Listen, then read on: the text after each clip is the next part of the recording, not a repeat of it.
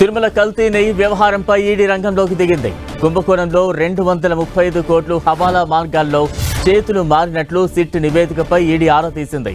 SIT నుంచి ED అధికారులు వివరాలు సేకరించారు. కేసు, ఎఫ్ఐఆర్, 36 మంది నిందితుల సమాచారం, వారి రిమాండ్ రిపోర్టులు, ఇప్పటివరకు దాఖలు చేసిన అభియోగ పత్రాలు, వివిధ రాష్ట్రాల్లోని హవాలా ఏజెంట్ల ప్రమేయం, వారి పాత్ర తదితర అంశాలపై ఈడీ విశ్లేషిస్తోంది.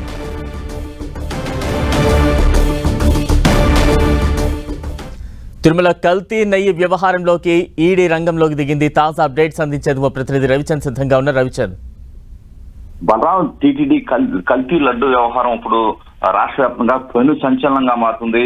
ముఖ్యంగా ఈడీ కూడా దీనిపై కన్నేసింది. ఎందుకంటే అక్రమ మార్గంలో 235 కోట్ల విలువైన ఈ కుంభకోణంలో హవాలా మార్గాల ద్వారా భారీ ఎత్తున సొమ్ము చేతులు మారిందనే ఒక ప్రచారం అయితే జరుగుతుంది. సిట్ కూడా నిగ్గు తేల్చింది. సిట్ దర్యాప్తున ఆధారంగా ఈడీ కూడా రంగంలో దిగింది. మొత్తం కూడా ఈ కేసుకు సంబంధించి 36 మంది నిందితుల సమాచారాన్ని మొత్తం ఈడీ సేకరించింది. ఎందుకంటే ఇక్కడ కీలకంగా 235 కోట్ల విలువైన ఈ కుంభకోణంలో భారీ ఎత్తున నగదు చేతులు మారింది, హవాలా మార్గాల వివిధ ప్రాంతాలకు వెళ్ళిందని ఈడీ నిర్ధారణకు వచ్చింది. ఈ నేపథ్యంలోనే ఎవరైతే బోలేబాబా డైరీకి సంబంధించిన ఎవరైతే డైరెక్టర్స్ ఉన్నారో వారిని పొమిల్ జైన్, విపిన్ జైన్లు ఈ అక్రమాల కోసం భారీ ఎత్తున విజయవాడ, చెన్నై, హైదరాబాద్, గుజరాత్, ఢిల్లీ, గ్వాలియర్ తదితర ప్రాంతాల్లో పలువురు హవాలా ఏజెంట్ల ద్వారా మొత్తం రూటింగ్ చేశారు. ఆ రూటింగ్ మొత్తం కూడా సిట్టు దర్యాప్తు తేలింది. హవాలా ద్వారా ఎంత మొత్తం చెల్లించారు సిట్టు దర్యాప్తులో తెలిసింది కాకుండా ఇంకా ఎవరికైనా హవాలా చెల్లించారా, నాటి పాలక మండలి సంబంధించిన వారు ఉన్నతాధికారులు ఎవరై ఉన్నారు, ఏమైనా సొత్తు అందిందా అనేది కూడా ఈడీ దర్యాప్తులో బట్టబయలయ్యే అవకాశం అయితే కనిపిస్తుంది. టీటీడీకి నెయ్యి సరఫరా టెండర్ లభించేలా చేసినందుకు నాటి పాలక మండలి చైర్మన్ సుబ్బారెడ్డి పిఏ చిన్నప్పకు premier agri foods MD Jaganmohan Gupta ద్వారా 50 లక్షల చెల్లించినట్టు కూడా సిట్టు దర్యాప్తులో తేలింది. ఈ మొత్తానికి దీని వరకే పరిమితమయ్యారా, ఇంకా లావాదేవీలు ఏమన్నా ఉన్నాయా, ఇంకెక్కడెక్కడ రూటింగ్ జరిగింది తదితర అంశాలకు సంబంధించి కూడా ఈడీ దర్యాప్తులో తేలే అవకాశం ఉంది. ఎందుకంటే 2019-24 మధ్య కాలంలో ఎక్కడెక్కడ వీరు ఆస్తులు కొన్నారు, అందుకు అవసరమైన నగదు ఎక్కడ నుంచి సమకూరింది అనే వివరాలు గుట్టురట్టు చేసే అవకాశం అయితే మనకు కనిపిస్తుంది. సిట్టు విచారణలో భాగంగా బయటికి రాని అనేక అంశాలు ఈడీ దర్యాప్తులో వెలుగులోకి రావచ్చని కూడా భావిస్తున్నారు. మొత్తానికి ఈ అంశం చాలా కీలకంగా మారుతుంది. సుప్రీంకోర్టు ఆదేశాలతో సిట్ దర్యాప్తు అయితే చేసింది. సిట్ దర్యాప్తులో ఇప్పుడే కీలకమైన సిట్ నివేదిక కూడా రావడం జరిగి దీనికి సంబంధించి ఆంధ్రప్రదేశ్ లో గత వారం రోజుల నుంచి కూడా వాదోపవాదాలు అయితే జరుగుతున్నాయి. ఈ నేపథ్యంలోనే ఈడీ రంగంలో దిగటం కొంత ఆసక్తికరమైన పరిణామంగా కనిపిస్తుంది.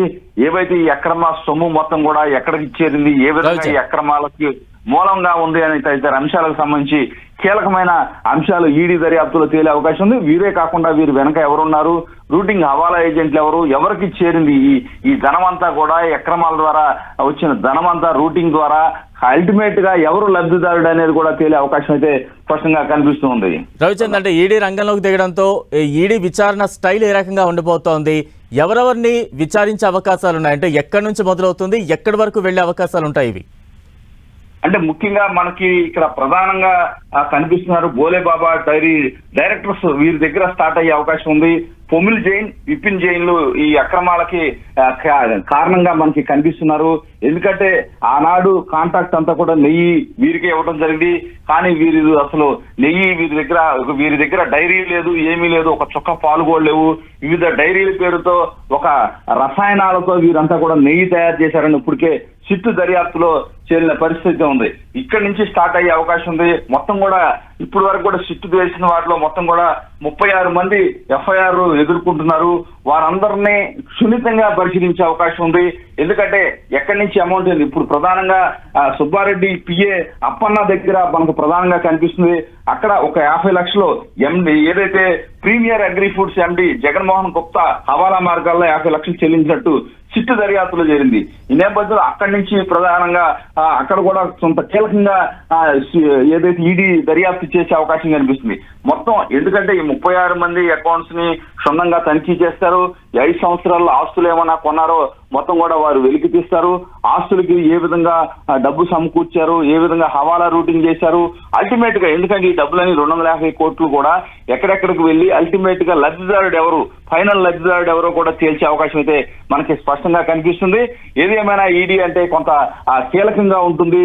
మొత్తం కూడా రూట్స్ అన్ని కూడా తెలుసుకునే అవకాశం ఉంది. ఎక్కడ ప్రారంభమైంది, ఎక్కడ ఎండ్ అవుతుందో కూడా వారు కీలకంగా ఈడీ దర్యాప్తు చేసే అవకాశం కనిపిస్తుంది. Right, thank you Ravichandra.